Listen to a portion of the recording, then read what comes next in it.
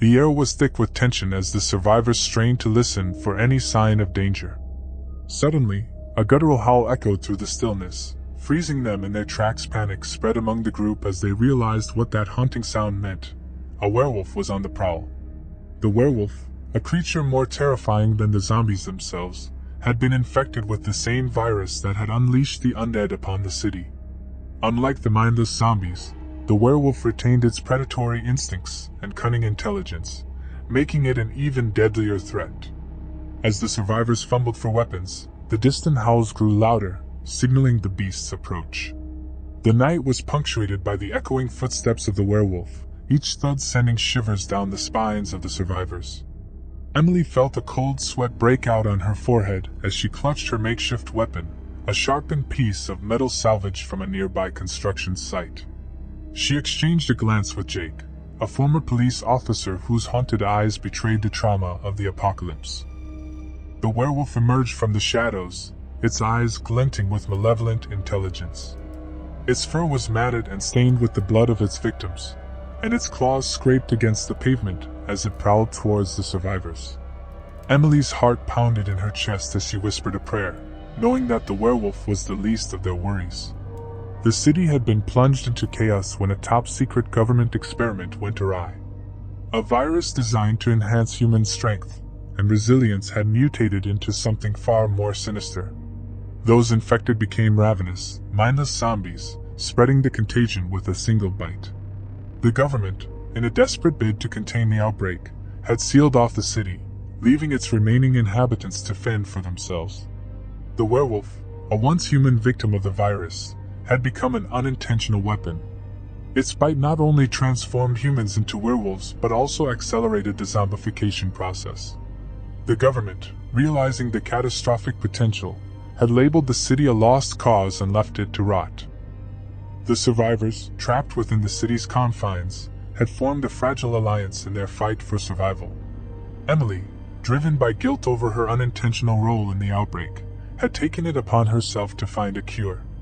As the werewolf closed in, she knew that their chances of escaping the city alive were dwindling. The first screams erupted from the outskirts of the group as the werewolf lunged at the survivors. Its claws slashed through the air, tearing through flesh and bone. The survivors fought desperately, but the werewolf's strength and agility were unmatched. One by one, they fell victim to its relentless assault. Amid the chaos, Emily spotted a narrow alley leading away from the main street.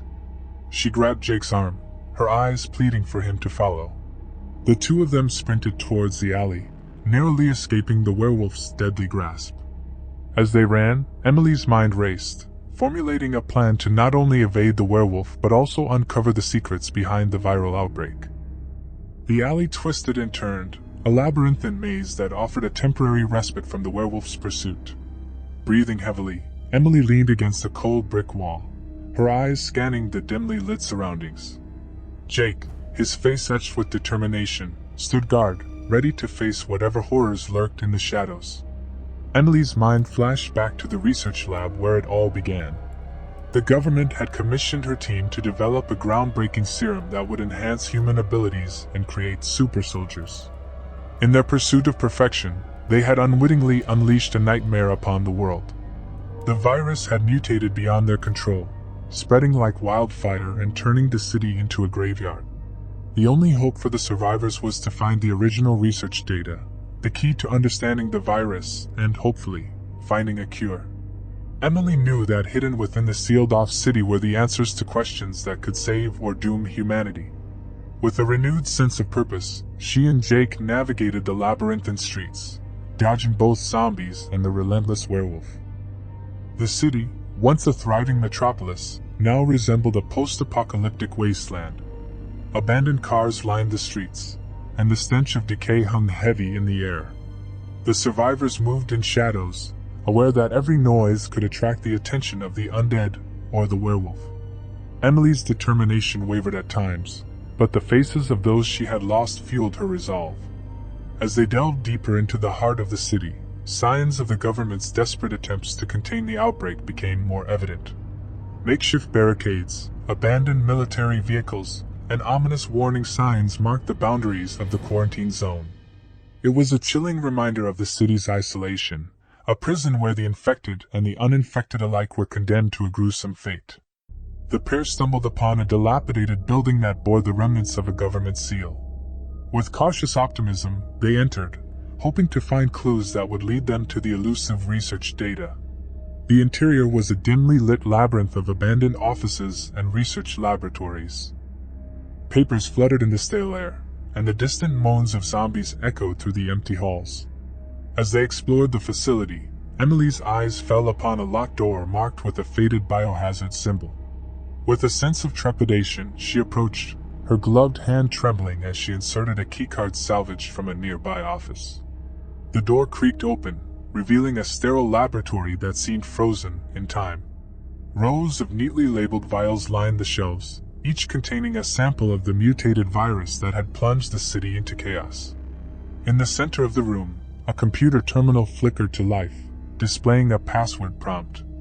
With a deep breath, Emily entered the password she had discovered on a weathered document earlier, a combination of names and dates that hinted at the sinister origins of the viral outbreak. The screen flashed, revealing a trove of data that detailed the development of the experimental serum. Emily's eyes widened as she uncovered the truth. The government had intentionally released the virus as a means of testing its effectiveness on a large scale. The infected werewolf, once a human volunteer, was the unintended consequence of their reckless experiment. As the pieces of the puzzle fell into place, a haunting realization gripped Emily. The only way to stop the virus and save the city was to find the original serum and develop a cure. The data revealed that the serum was stored in a heavily fortified facility on the outskirts of the city, guarded by automated defenses and patrolled by mutated creatures. It was a perilous journey, but Emily knew they had no choice. Armed with newfound knowledge, Emily and Jake ventured back into the moonlit streets, the city's pulse of horror quickening around them. The werewolf's howls echoed in the distance, a constant reminder of the impending danger. The survivors, scattered and desperate, looked to Emily for guidance. With a steely resolve, she addressed the group, revealing the government's role in the outbreak and their only chance for salvation. The survivors, a motley crew of civilians, soldiers, and former scientists, rallied behind Emily. Their only hope lay in reaching the fortified facility, uncovering the serum, and finding a way to reverse the effects of the virus. The journey through the decaying city was a harrowing odyssey, marked by close encounters with zombies, ambushes by mutated creatures, and the relentless pursuit of the werewolf. Each step brought them closer to the facility, but the cost of survival was high. The group's numbers dwindled as they faced the unforgiving reality of the apocalypse. Amid the chaos, Emily and Jake found an unexpected ally, a former government operative named Marcus, haunted by his role in the viral outbreak. Marcus had defected from the government, driven by guilt and a desperate desire to undo the damage he had helped unleash. Together, the trio led the survivors through the nightmarish landscape, their fates entwined in a quest for redemption. As they neared the fortified facility, the air grew thick with tension. The automated defenses proved formidable, requiring cunning strategies and sacrifices to breach. The survivors, armed with makeshift weapons and dwindling supplies, faced wave after wave of mutated creatures unleashed by the government to guard their dark secret. In the heart of the facility, they discovered the chamber that housed the original serum, the key to ending the nightmare. The room was eerily silent, the serum sealed within a high-security vault. Emily's hands trembled as she worked to unlock the vault, acutely aware that time was running out. As the vault door creaked open, a low growl reverberated through the chamber. The werewolf, drawn by the scent of the serum, emerged from the shadows, its eyes fixed on Emily. The survivors, battered and weary, formed a defensive line, ready to face the ultimate threat. The werewolf, a grotesque fusion of ferocity and infection, circled the group. Its gaze locked onto Emily, as if sensing the cure that lay within her grasp. With a sudden lunge, it attacked, claws slashing through the air. The survivors fought valiantly, their determination unyielding in the face of the impending cure. As the battle raged, Marcus, grappling with his guilt, made a desperate decision. He approached the werewolf, a glint of resignation in his eyes. With a swift motion, He injected himself with a vial of the original serum, his body convulsing as the virus fought against the antidote. In the chaos that ensued, the werewolf's form shifted and contorted.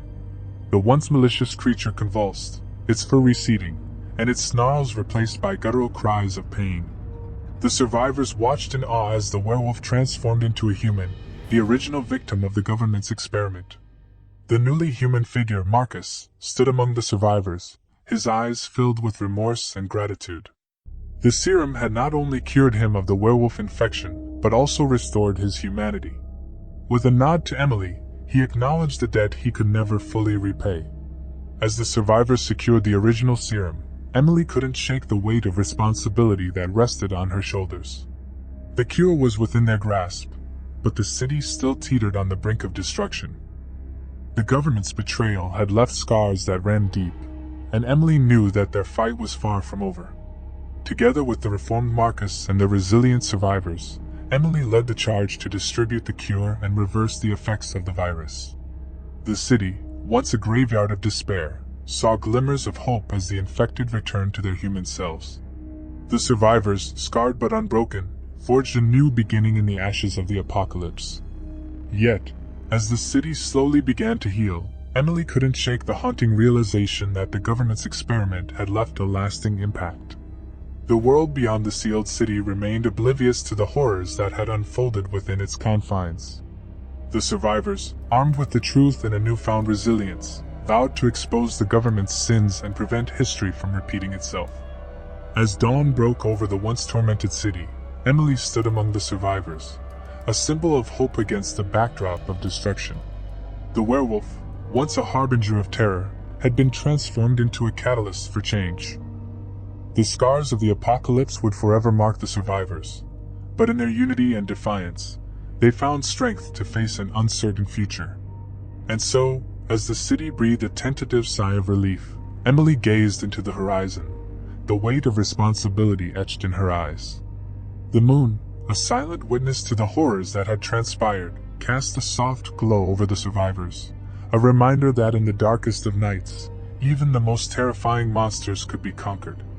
The city, scarred but not defeated, stood as a testament to the indomitable spirit of humanity in the face of unspeakable horrors.